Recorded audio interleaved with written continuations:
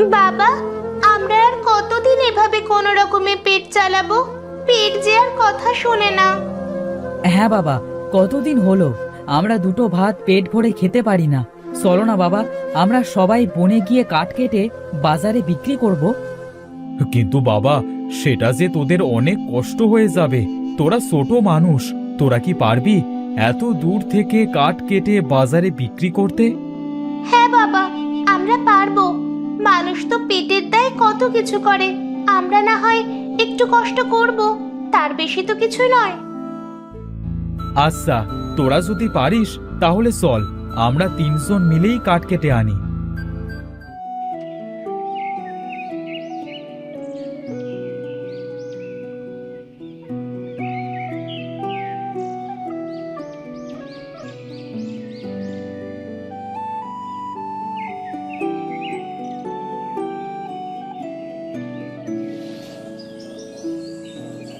বাবা, আর যে হাঁটতে পারছি না। আরো কত দূরে বাবা সেই বন? আর বেশি দূরে নয় বাবা, এই তো আমরা বনের ভিতরে চলে এসেছি।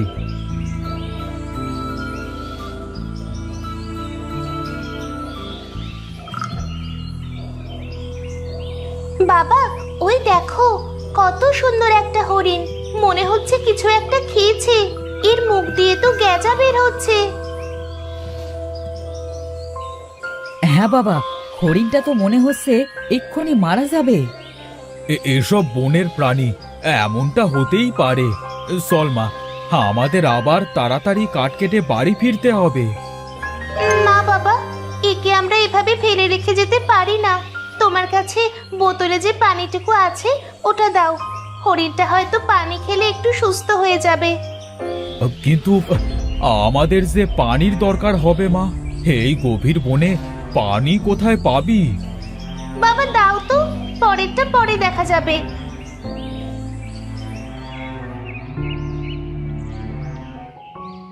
বাবা দেখেছো, হরিণটা সুস্থ হয়ে গেছে। হয়তো পানির জন্যই হরিণটার এমন হয়েছিল। হবে হয়তো। এবার তাড়াতাড়ি চল মা, দেরি হয়ে যাচ্ছে। তাড়াতাড়ি না গেলে আমরা যে কাঠ কাটতে পারবো না। হ্যাঁ বাবা, চলো। আমাকে যে এবার যেতে হবে বন্ধু।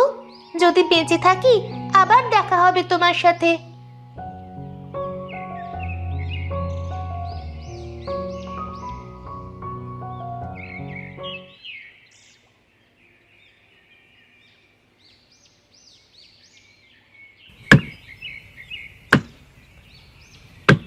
হ্যাঁ, আর যে পারছি না বাবা, খুব সে পানির পিপাসা লেগেছে। চলো না, কোনো জায়গা থেকে পানি খেয়ে আসি। আমার কথা তো তোরা শুনলি না, সব পানিটুকু নষ্ট করে ফেললি। এখন এই বনের ভিতরে কোন জায়গায় পানি পাবো? চলো না বাবা, একটু সামনে গিয়ে দেখি কোথাও পানি পাওয়া যায় নাকি। হ্যাঁ চল তাহলে, তোদের নিয়ে আর পারি না। আমার কোনো কথা শুনিস না তোরা।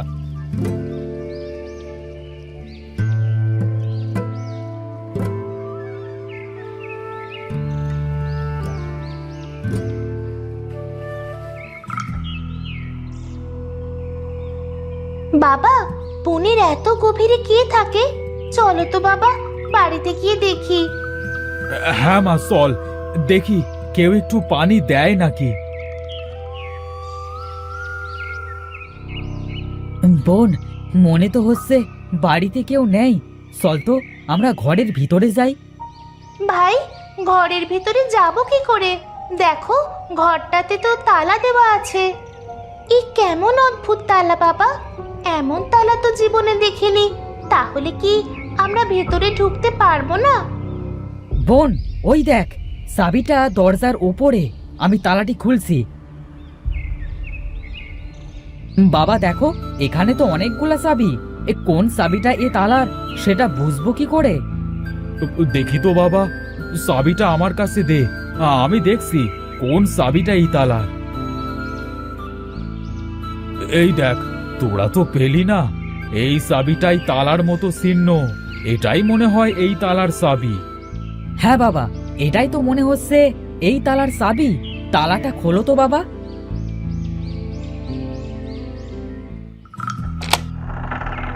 ওই তো বাবা, তালা খুলে ভুলে গেছে।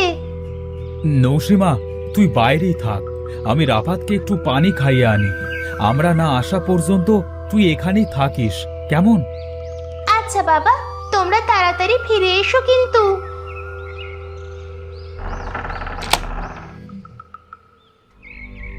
বাবা, ও বাবা, তোমরা কি আমার কথা শুনতে পাচ্ছো? ও বাবা, তোমরা কোথায় গেলে? দরজা কেন আবার তালা লেগে গেল? এটা তো সেই হরিণ। হরিণটা কেন আমার কাছে আসছে? তুমি হরিণ থেকে মানুষ কিভাবে হলে? আমার কিন্তু খুব ভয় করছে।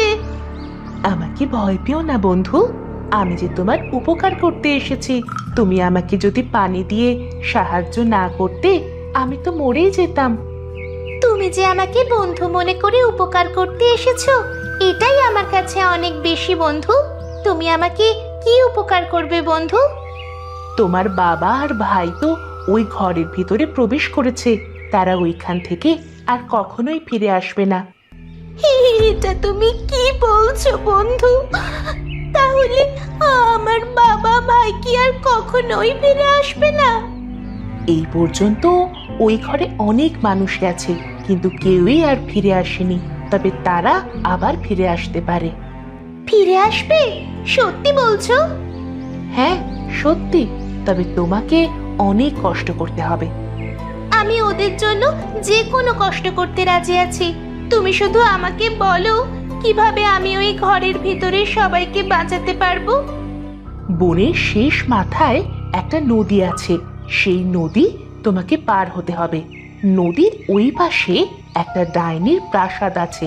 ওই প্রাসাদের বাইরে একটা আম বাগান আছে। ওই আম বাগানে আমি কি করতে যাব? ওই আম বাগানের ভিতরে একটা নারকেল গাছ আছে। নারকেল গাছের দক্ষিণ পাশে গর্ত করবে। ওইখানে একটা বাক্সের ভিতরে ওই অদ্ভুত দরজার চাবি আছে।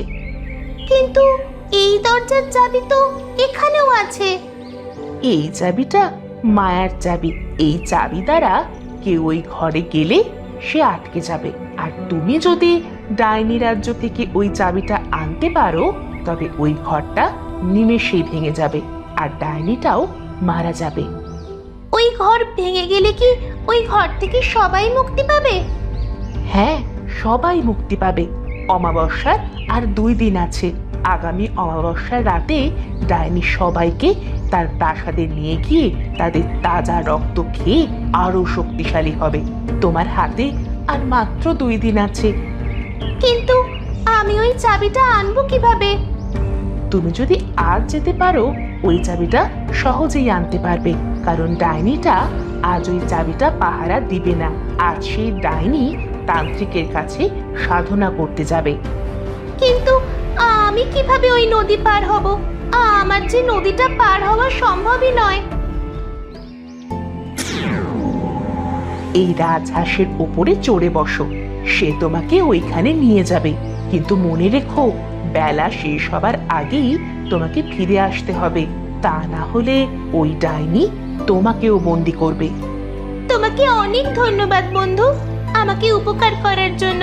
আমি যাচ্ছি এবং খুব শিগগিরই ফিরে আসবো।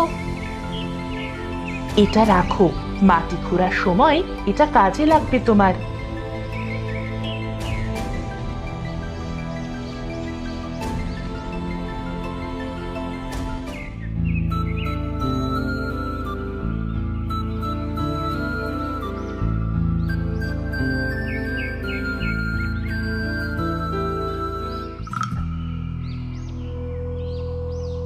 তুমি এখানে দাঁড়াও বন্ধু, আমি খুব তাড়াতাড়ি ফিরে আসবো। তাড়াতাড়ি ফিরে এসো, না হলে ডাইনিটা আবার ফিরে আসবে।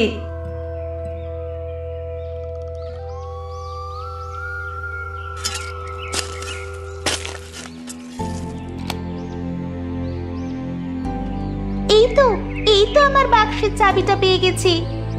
তাড়াতাড়ি আসো বন্ধু, ডাইনিটা এখনই চলে আসবে। এই তো আমি চলে এসেছি।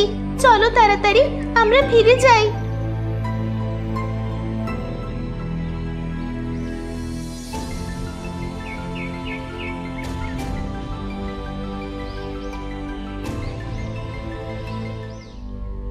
আমি চলে যাচ্ছি বন্ধু, তুমি তাড়াতাড়ি তোমার কাজটি সেরে ফেলো, না হলে ডায়েরিটা এক্ষুনি চলে আসবে। হ্যাঁ বন্ধু, আমি এক্ষুনি যাচ্ছি।